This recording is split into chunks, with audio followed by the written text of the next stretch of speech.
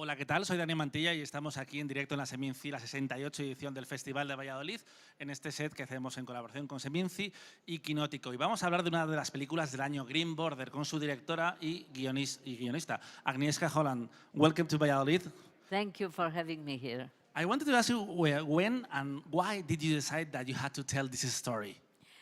The situation started in late summer 2021 on Polish-Belarusian border, and I immediately felt that it's a very dangerous situation and that the Polish government do everything to push into the humanitarian crisis, that they decided to use the violence and the lie as a main tools and to change it to some kind of the propaganda, political propaganda, to use the refugees and the situation with Belarus, Lukashenko, Putin, to create the fear and to use it in the situations where they need it.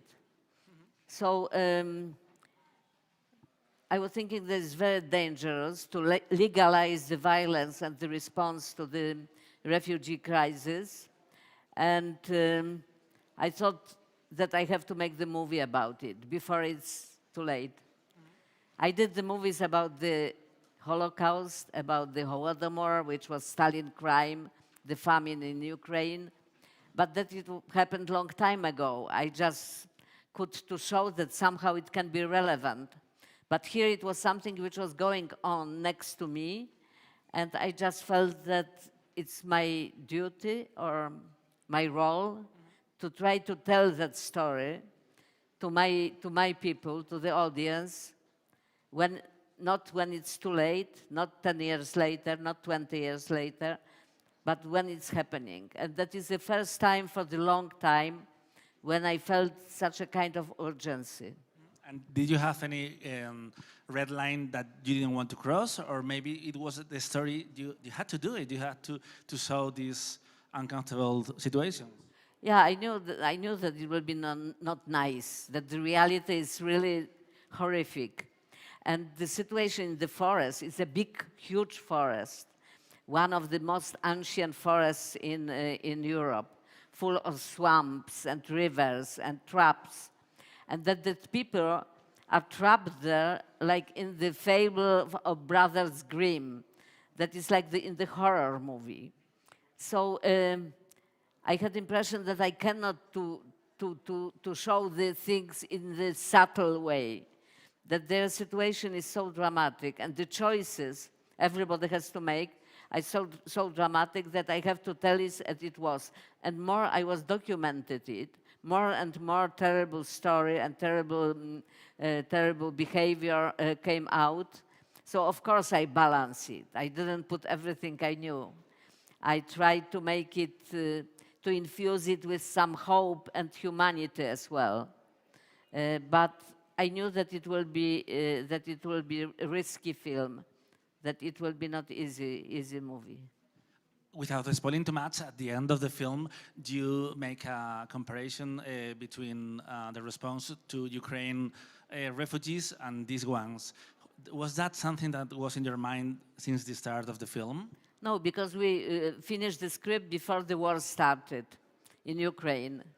When it started, we suddenly had the question if the story on Belarusian border is still relevant, how it did change.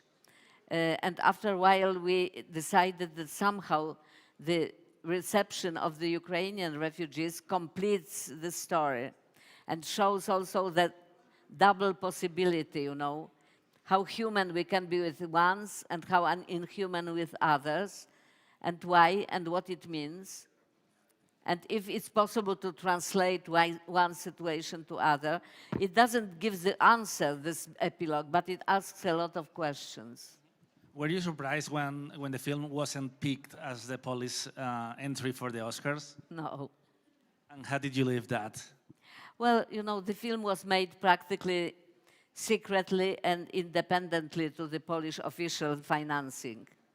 And when the movie was shown in Venice, the attacks, the hate campaign coming from the highest Polish officials have been unprecedented.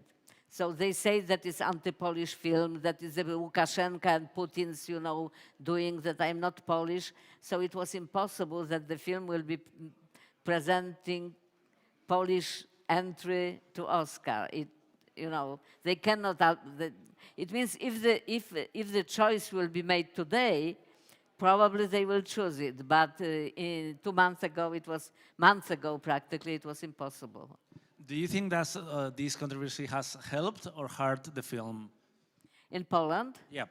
Well, they helped me.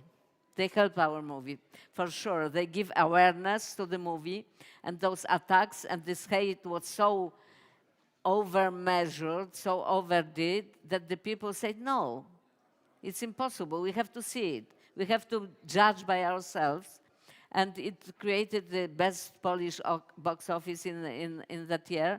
But also, it's not only reason, of course, but to have the trigger to push people to go to the cinema, to see black and white 2.5 hours long film about Syrian and Afghan refugees, you need some help, you need some promotion. So they assure us that promotion. Thank you, Agnieszka. I'm sorry, but we don't have more time. Tenéis que ir a ver Green Border cuando se estrene el primer trimestre de 2024 y ya sabéis que seguimos con más entrevistas en canal Seminci, en kinótico.es, la primera con K, la segunda con C, y seguimos ahora con la rueda de prensa de la contadora de películas, la película de inauguración. Thank you, Agnieszka. Thank you.